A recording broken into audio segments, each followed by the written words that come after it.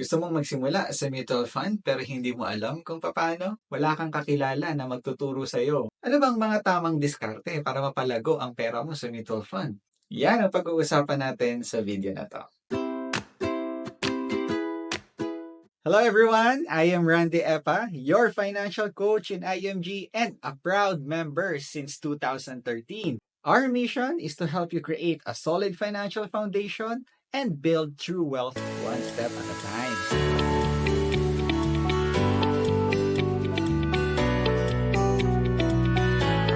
Ano ba ang mutual fund?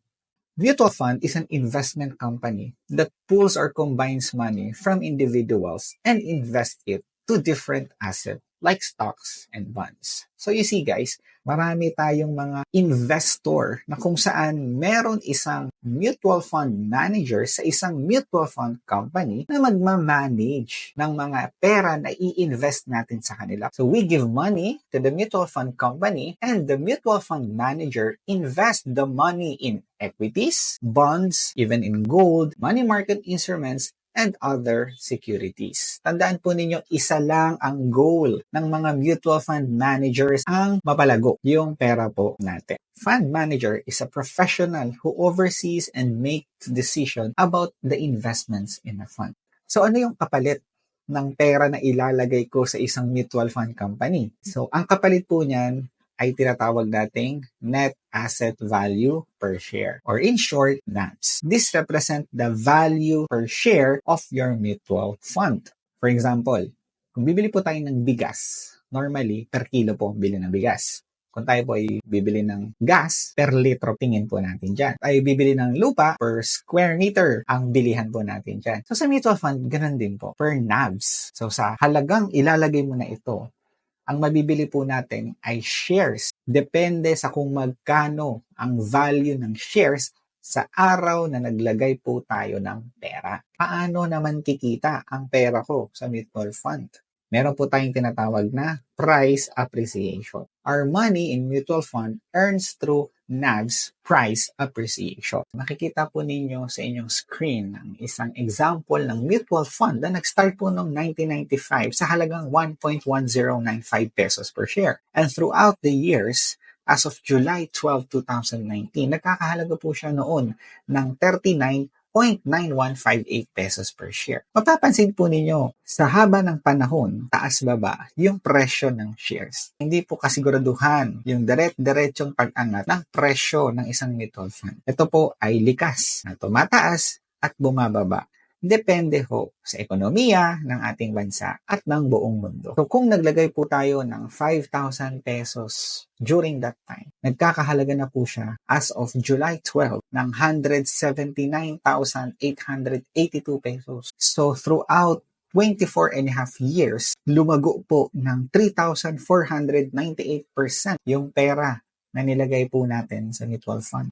And as of February 16, 2024, ang NAVs po ngayon ay 35.51. Kung kukumpitin po natin, nagkakahalaga na po siya ng 160,000 pesos. So you see, before pandemic, na July 12, 2019, hanggang ngayon, bumaba po yung amount. Diba? Pero napakalayo pa rin po niya kumpara sa nagsimula ka.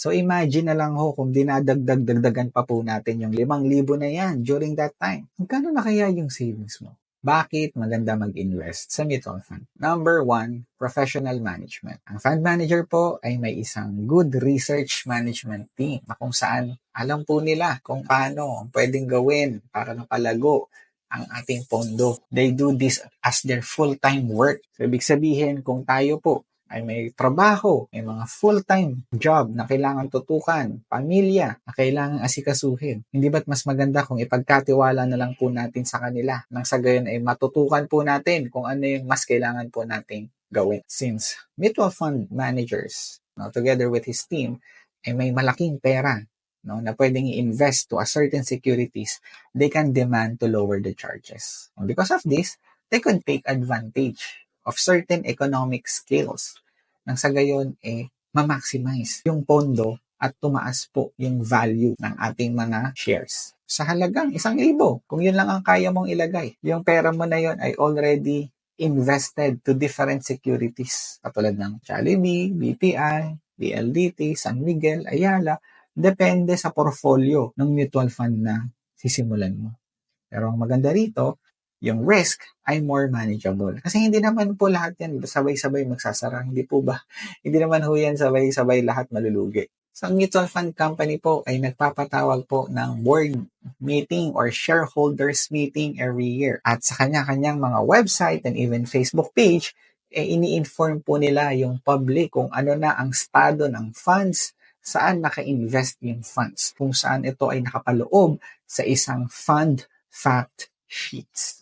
Ang mutual fund din po ay may liquidity. Ibig sabihin, you can easily convert your shares into cash anytime. So sa mutual fund po, automatic, bibilhin na agad sa'yo ng mutual fund company if you wish to redeem your shares. Yung ibang mutual fund company, nag-charge po sila ng minimal na amount if ikaw ay magre-redeem within the holding period. So sa mutual fund, you can add anytime, even online, even nasa abroad po kayo. At ang minimum top-up normally ay 1,000 pesos. Pero meron na as low as 20 pesos ay pwede kang makapag-top up. Kaya naman kahit anumang estado po natin sa buhay ay pwede kang makapag-start ng mutual fund. And lastly, number 7, net of tax. Kung magkano po yung amount na makikita po natin sa statement of account, yun na po iyon. Wala na pong ibabawas na mga withholding taxes. So yun po yung 7 benefit or advantages pag tayo po ay nag-start ng ating mutual fund. Ano ang mga iba't ibang klase ng mutual fund? Una is bond. Itong bonds ay isang type ng mutual fund na kung saan naka-invest siya sa mga fixed income securities. So kung gusto mo ng medyo stable at reasonabling growth ng iyong pondo na kung saan ay nag-range from 2% to 4% up to 6%, ito po yung ideal na mutual fund na pwede mong simulan. Nababagay po ito sa mga taong conservative na gusto lang po nilang i-preserve yung capital nila nang sa gayon ay hindi po matalo ng inflation. Ang sumunod naman na type of mutual fund is balanced fund. So itong funds na to ay kino-combine profitability ng equity at saka stability ng fixed income instrument. So kinombine po siya na kung saan nagre-resulta po ito sa moderate type of investment. Ideal po ito para sa mga taong merong medium-term time horizon na ang purpose is for capital growth. And finally, the stocks or equity funds. Ito naman yung type of mutual fund na kung saan naka-invest yung pera natin solely sa mga stocks and equities, which is prone to negative return. So ito po ay nababagay sa mga taong aggressive and willing to take risk for the sake of higher return. So ang goal po nito ay capital appreciation. Ideal po siya kung meron po tayong mga long-term goal. May pinag-iipunan ka something in the future. So this is the type of mutual fund where we could put our money in. Ligtas ba ang pera ko sa mutual fund? Yes, ligtas ang pera natin sa mutual fund kasi ganito po nagfo-flow ang mutual fund.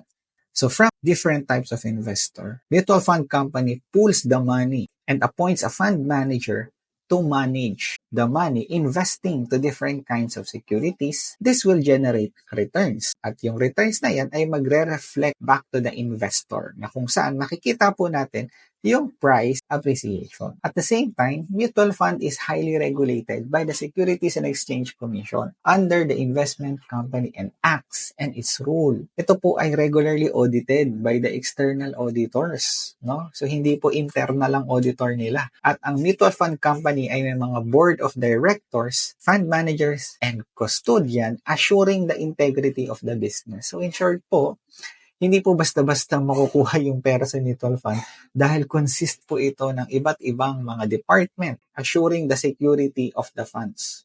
In fact, as per SEC guidelines, 10% of the fund will remain as cash. Then 10% maximum per security. So hindi po pwedeng maglagay ng malaking pera sa isang kumpanya. 10% lang po of the total fund ang pwede nilang ilagay per security. And 10% po maximum for operating cost and 25% maximum to invest on real estate sector. So ito po ay regularly na tinitingnan at ina-audit ng Securities and Exchange Commission to assure the security and safetyness of the mutual fund company. So kung safe naman pala, what is the real risk? The real risk is when you enter mutual fund investing, number 1, without goals in mind. Pangalawa, without proper strategy. At pangatlo, without discipline. At kung idadagdag ko pa, the real risk in investing in mutual fund is when the market goes up and down and you are not participating. Kaya dapat i-apply agad natin yung matututunan natin. Ano ang dapat kong ihanda bago magsimula sa mutual fund? Meron akong i-share na 3 M. Una, mindset. Huwag tayong mag-i-invest sa isang bagay na hindi natin lubos naintindihan. Kaya dapat, hindi mawawala yung desire natin para continuously matuto. Ang mutual fund ay hindi isang get-rich-quick scheme. Kaya kailangan po natin ng commitment at disiplina sa pagpasok sa ganitong klaseng investment. Pangalawa is mission. Ano ang purpose ng iyong pag-i-invest? Ito ba ay para sa short-term goals, medium-term goals, or long-term goals? Ano ba yung mga short-term goals? Yung mga short-term goals, ito yung mga immediate plans mo. Halimbawa, nag-iipon ka para sa iyong gadgets, vacation, or wedding. Something na mangyayari within the next 1 to 3 years. Pangalawa is medium-term goal. Ito naman yung mga goals po natin na maaring mangyari within 5 to 10 years. For example, house down payment, car purchases, or yung dream travel ninyo mag-asawa or pamilya. So kapag ito naman yung purpose bakit tayo papasok sa investment or sa mutual fund, maaari pong ilagay natin yung ating pera sa mga balanced fund. And finally, the long-term goal. Good example nito is yung pang-college ng mga anak mo. Lalo na kung 2 or 3 po yung mga anak natin, di ba? Retirement, long-term healthcare funds, pensions, or passive income. Para naman kayong dalawa ni Mrs., no? Pwede na kayo mag-travel all around the globe at hindi kayo pabigat sa mga anak ninyo. Something that could really sustain you in the long term. So kung ganito ang purpose bakit ka mag-uumpisa sa mutual fund, then you could put your money sa mga equities kasi dito siya mas fit. At ang pangatlong M is money. So how much are you willing to invest on a monthly basis? Tandaan po natin ang mutual fund, wala po itong binding contract na kailangan may specific amount ka na ilalagay every month. You could put money whatever amount you want or whenever you want. But for you to reach your certain goals, dapat maging systematic ka sa paglalagay. Kaya napaka-importante nakadetermine na rin kung magkano yung amount na ilalagay mo. So, pwede ka maglagay ng 1,000 pesos per month or 2,000 pesos per month, pwedeng 5,000, 10,000 pesos, it's up to you. Pwede nga kahit 20 pesos lang araw-araw, di ba? But remember that consistent amount of investment over a long period of time will give you big result. This is due to the power of compound interest. So, to give you an example, makikita po natin sa screen. Halimbawa, naglalagay ka ng 1,000 pesos per month at nilagay mo ito sa 4% at saka 12%. So, makikita po natin, if you consistently put 1,000 pesos per month for 10 years, you will be able to save 147,000 sa 4% at 247,000 plus naman sa 12%. What if you could save 2,000 pesos per month and you put 20 years of commitment sa pag-iipon? Then you will be able to save 733,000 sa 4% at 12% naman 1.9 million. Paano kung kaya kong maglagay ng 20,000 pesos per month over a period of 10 years? Then in 4%, you will have 2.9 million at 4.9 million naman sa 12%. So you see, the higher the amount you put and consistent mo siyang gagawin over a long period of time, you will see the result. So yan po yung compound interest. Kaya again, ano yung 3 M bago tayo mag-start sa mutual fund? Mindset, mission, and money. Paano ako matutulungan ng IMG magsimula ng mutual fund? So, ano bang IMG? IMG or International Marketing Group is a financial brokerage company that aims to help Filipino understand the importance of having a solid financial foundation and provide helpful benefits na siguradong makakatulong sa mga membro nito. Pero hindi lang maturuan ang goal ng IMG, kundi matulungan ka rin to take action of whatever you have learned. And by this, you will become your own money manager.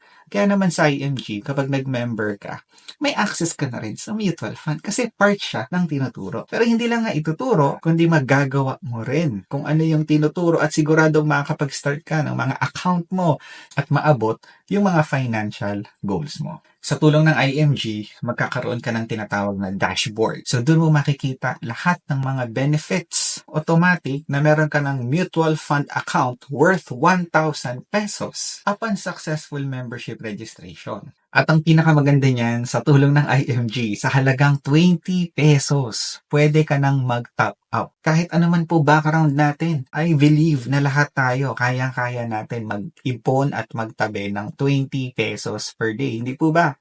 Kaya yan yung ganda ng pagiging member ng IMG at pagsisimula ng mutual fund. Kaya guys, tandaan natin, timing has very little impact on total returns over time. It is the overall time in the market, not timing. That's the key to a successful long-term investing. So guys, once you're in the market, stay in. Kung gusto mo pang matuto about mutual fund at makapagsimula agad ng sarili mong account, I invite you start your membership at sabay-sabay natin pag-ipunan ang ating mga pangarap. Kung nagustuhan niyo rin po yung video na to, pwede po kayong mag-subscribe sa YouTube channel na ito at pwede niyo rin po akong kontakin sa aking Facebook or Messenger. And once again, this is Randy Epa, your financial coach in IMG, helping you build true wealth one step at a time. And as I end, don't forget to remember the Lord your God, for it is Him who gives you the ability to create wealth. God bless!